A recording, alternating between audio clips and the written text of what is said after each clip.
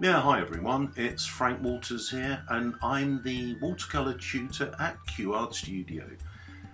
Today we've got a really interesting project, and that is painting the water reflection, basically painting the sky as a reflection into a watercolour composition.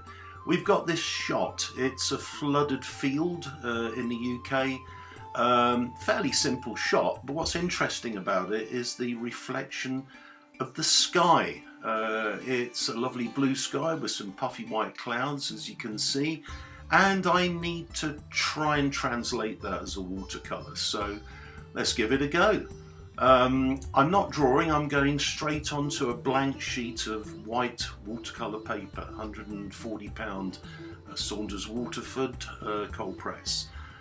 Starting to mix up the paints now in preparation, as I always do.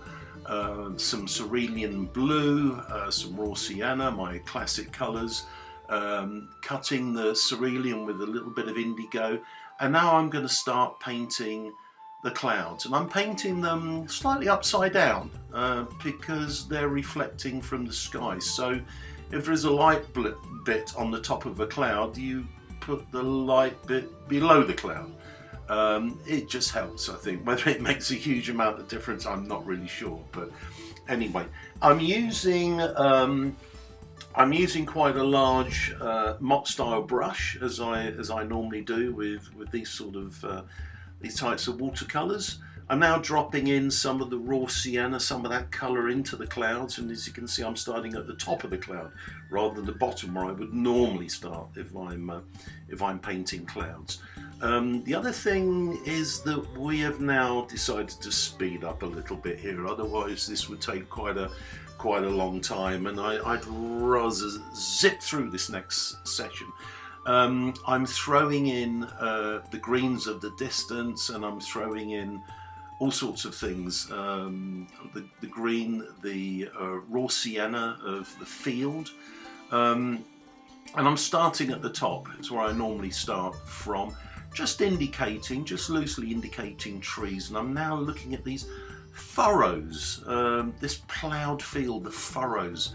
I'm using olive green mixed with a tiny little bit of blue. I always use olive green. It seems to help my paintings. I'm now picking up on the furrows and bringing them down into the water line.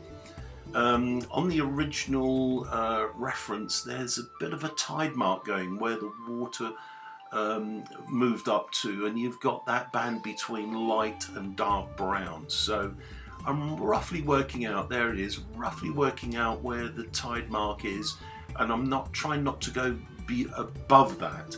What I'm doing, I'm now coming down to where you're seeing the indentation of where the tractor wheels were within the water, the mud showing.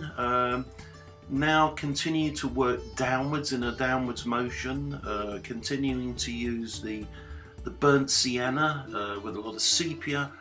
I'm now doing the bank as we come back to the bank, so that actually gives us a reference point, so we know that we're back on dry land again as we come to the foreground. The foreground has a little bit more detail to it once it's dry, as foregrounds normally do. Now deciding to add a little bit more green to the crops that are still there, leaving that bit to last, but making sure that I retain light. I think that's very, very important. Always retain light. Keep going, keep it nice and loose, don't get too detailed. Now throwing in a little bit of power of value into the back and now into the foreground as well. Just ticking in, we're almost there now, a couple of little dots and maybe a little bit of splatter here and there, and basically we're just about there now. That's it. Hope you enjoyed that, and I do hope you can come and join me on one of my Zoom virtual watercolour courses or sessions, and you'll find my email below. Hope to see you soon. Bye bye.